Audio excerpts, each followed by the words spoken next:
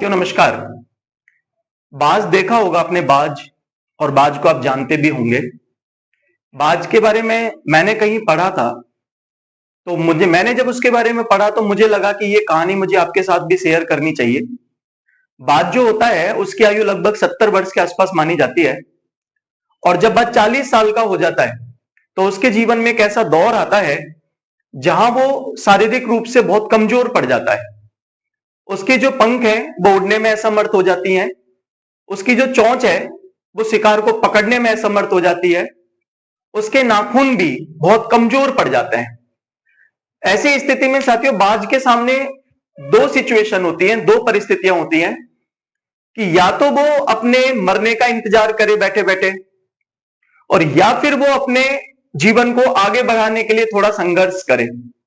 तो बाज क्या करता है, उन परिस्थितियों से बाहर निकलने के लिए पत्थरों पर पटक पटक कर अपनी चोंच को तोड़ देता है और पत्थरों से अपने नाखूनों को घिस देता है, मतलब नाखूनों को उखाड़ देता है।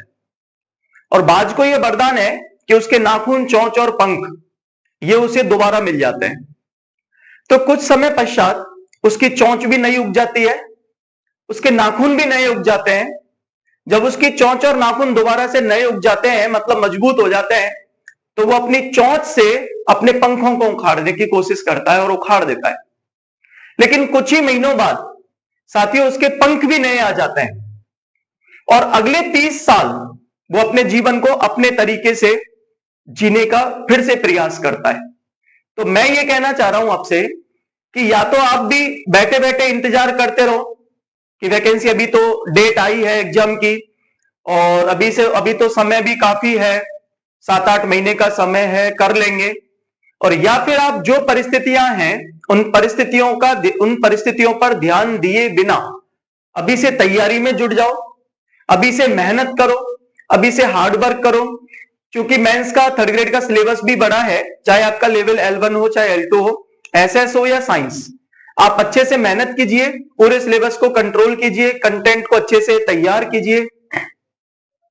और यदि आपको जरूरत है और आप चाहते हैं कि कोई ऑफलाइन कोचिंग आपको मिले जो आपको बहुत बेस्ट तैयारी करवा सके, एक ऐसी संस्था आपको मिले जो आपके सपनों को साकार करवाने में अपना योगदान कर सके, तो अलवर का ही नहीं, राज्य का सबसे बेहतरीन संस्थान जिसने रीट पात्रता परीक्षा में अपनी श्रेष्ठता सिद्ध की है, और अभी कुछ दिन में पेपर भी डल जाएंगे, तब हम आपको बताएंगे कि जिन प्रश्नों के लिए हो हल्ला मचा हुआ है, बच्चे इवन की पढ़ाने वाले टीचर भी जिनको बहुत कठिन या आउट ऑफ सिलेबस कहकर के अपना पल्ला झाड़ रहे हैं, वो प्रश्न भी ज्ञानार्थ इंस्टीट्यूट के नोट्स में हम आपको दिखाएंगे। एक बार पेपर आने दो। सिर्फ एक ही सब्जेक्ट नहीं, ओवरऑल जितने भी सब्जेक्ट है, एक से एक दिग्गज और धुरंधर फैकल्टी जो आपको बेस्ट प्रिपरेशन करवाएंगे और आपको सफलता के शिखर तक ले जाकर ही दम लेंगे। ठीक है, और एक चीज याद रखनी है, अभी आपको लोक लुभावन बातें दूसरी कोचिंगें करेंगी, आपको कोई कम फीस का लालच देगी, कोई आपको डिस्काउंट ऑफर करेगी, और बहुत सारी चीजें अभी तो आपको दिखाई जाएंगी। लेकिन ध्यान रखना, अनट्रेन्ड फैकल्टी, अनुभवहीन फैकल्टी आपके भविष्य के साथ सिर्फ और सिर्फ खिलवाड़ करती है। और दूसरी बात, एक विषय के दम पर कभी सिलेक्शन नहीं होता। पिछली बार भी आपने राजस्थान जीके के भरोसे रहकर के अपना सिलेक्शन खो दिया है, तो वही गलती दोबारा नहीं करनी है। अगर एक ही व्यक्ति से, एक ही विषय से सिलेक्शन होता तो भाई साहब पाकिस्तान की टीम को बाबर आजम जिता के ले जाता। समझो मेरी बात को। इसीलिए ओवरऑल तैयारी करनी है, पूरी टीम बहुत सॉलिड होनी चाहिए, बहुत धुरंधर और दिग्गज होने चाहिए, जिनके पढ़ाई में से 80 से 85% पेपर में रेस्पॉन्स मिले। अगर ऐसी टीम है तब तो आप अपना सिलेक्शन बहुत अच्छे तरीके से आगे ले जा पाओगे। और अगर आप कुछ डिस्काउंट और ऑफर के चक्कर में फंसोगे तो विश्वास कीजिए आप फिर अपने साथ धोखा कर रहे हैं। इसलिए अच्छे से सोचिए, समझिए, फिर डिसीजन लीजिए। कहीं भी जाने से पहले ज्ञानार्थ में 3 दिन का डेमो लीजिए। और सबसे बड़ी बात जो मैं आपसे कहना चाह रहा हूं, आपको जयपुर सीकर भागने की कोई आवश्यकता नहीं है।